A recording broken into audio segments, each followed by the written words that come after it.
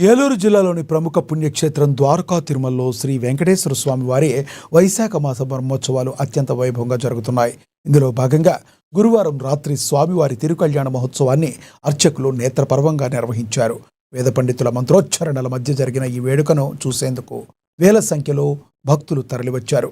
ముఖ్య అతిథిగా హాజరయ్యారు పత్సమట్ల ధర్మరాజు. స్వామివారిని దర్శించుకుని పూజలు నిర్వహించారు. భక్తులకు ఎటువంటి అసౌకర్యం కలగకుండా ఈవో ఆలయ అధికారులు భారీ ఏర్పాట్లు చేశారు.